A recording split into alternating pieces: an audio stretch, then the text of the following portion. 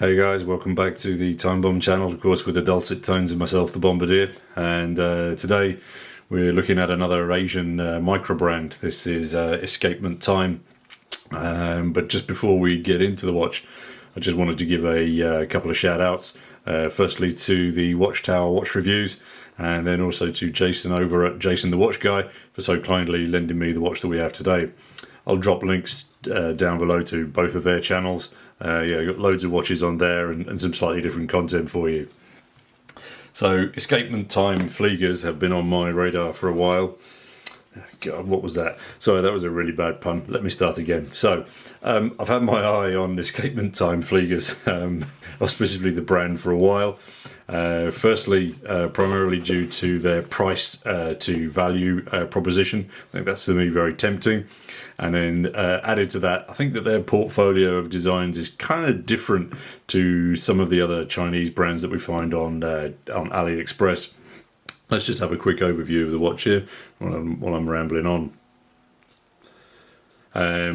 So yeah, I mean, just first impressions, a really nicely balanced and very well finished piece. So again, just before I crack on with the specs, let me just give you a little bit more background on the brand. So firstly, Escapement Time. I think it's a pretty cool name. I'm not sure if they have ever produced pendulums or balance wheels, but it works for me. Their watches, though, are primarily only available through AliExpress, and I couldn't actually find a brand website for them. They currently have 8 different models for sale, with this new release 40mm quartz in white at the top left here proving to be very popular indeed. And then the other 4, including some of these more pricier options down here. I have to confess, though, that some of them I've not actually seen for sale anyway, but clearly it's indicative to me that these guys are much smaller players than their cousins over at, say, Pagani or San Martin. Note, though, that the price on the Fliegers does come down to around £70 UK during the AliExpress sales, so if you can wait a while, I think it would certainly be worth it. So as we can see then, the Flieger comes in this slightly cleaner or less complicated Type A dial, and then the actually my preference, the B dial, which includes that little inner circle 24 scale. It's a little bbit busier, but for me, yeah, my preference. All right, so specs. This one, just get off the light. So this one we are looking at 40 mils across. Sorry, excuse me, let's try that one again. It's 42 mils across. It's then 12 mils deep. Top to bottom is an ample 50 mils. So all in all, that's quite a large wrist print, I think. So you will certainly need a wrist size to suit. For those of you with smaller wrists, you could easily look at the competitor brands on Ali, as I think they offer the 39 and 40 mil versions also. Lugs on here then are 20 mils, and whilst not specifically sharp, when I've been handling the watch, one of the things that I have noticed is the ends of the lugs are a little pointy. Got sapphire crystal up on top, and the thing that I really noticed actually when I took it out of the box was it's got some heft to it. It weighs in at 96 grams on this leather strap, so it certainly is not a lightweight. Probably one of the reasons due to that extra weight is that the fact that this Flieger offers you a very healthy 300 meters worth of water resistance. I think it's always kind of funny to see that on a pilot's watch, because we don't necessarily imagine them going swimming. But it does certainly add, I think, to the versatility even, and the utility of this watch. Over on the right, we've got a very cute screw-down crown, which is almost an onion, possibly just a little bit more like a bulb. But it does look and feel very, very nice indeed. And I have to say, it's really nice to see some variety on a crown. So many of the watches that I've seen recently have got these really standard crowns. Back onto the dial, and running around here, you can see we've got these heat-treated blued hands. Let me just get a better shot for you there. And I wonder, though, looking at it, if that hour hand, the minute hand, I think for me is something that I usually bother about, but I think it's a good length here. Whereas the hour hand, I think, could possibly just do with swelling a little bit wider, a little bit longer. You then have Swiss BGW9 Lume on here, which is in this really cool blue. So again, that looks very good. It's fairly evenly dolloped on.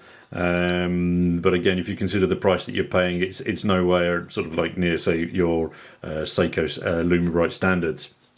Now, a little confusion here. On AliExpress, as you can see here, that they claim that ticking away inside, we've got the movement, which is the Shancheng PT5000. But on Jason's review, he claims it's an NH35. And as this is his watch, I'd be inclined to believe him. Also, one of the sort of little tells is that over here, if we just release the crown, we've got a ghost date position in there. It did catch me out earlier, actually. I just pulled it because I didn't realise that was the case. I pulled it out and I'm thinking, hang on a minute, something's not engaged, and then found a second pop. Now, it could be that Escapement Time have updated the movement since releasing it, and to me that would be really kind of interesting, because if my information is correct, the PT5000 is a Chinese clone of that very well-known movement, the ETA 2824, which we actually saw in the Oleg and Weiss watch a few weeks back. And by all accounts, that PT5000 gives exemplary performance and accuracy, which would probably outperform the NH35. Watch the haters hate me there. Although, I have to confess, the rotor in this one is actually quite noisy, leading me to believe again that it probably is the NH35.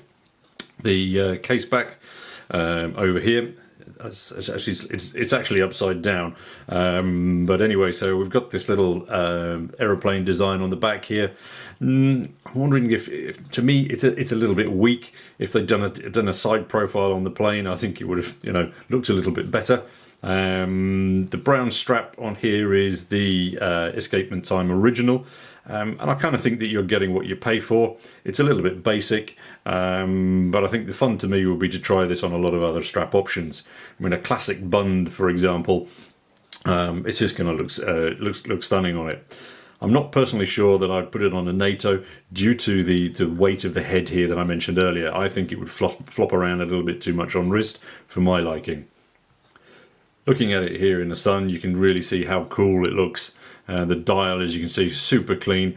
And overall, I have to say that I really do like the quality of the brushing on here. As you regulars to the channel know, I prefer my watches to be brushed rather than highly polished. Other regulars to the channel will also recognise that dive watches float my boat much more so than flighties. But for a Flieger, this watch actually exudes a real sort of tooly feeling. And descriptors that spring to mind are robust and solid, and not words like refined or fussy or delicate. Personally, if I were buying one, which I think I may do in the next AliExpress sale, I'd plump for the Type B dial. As to me, it just adds a little bit more eye candy to that dial.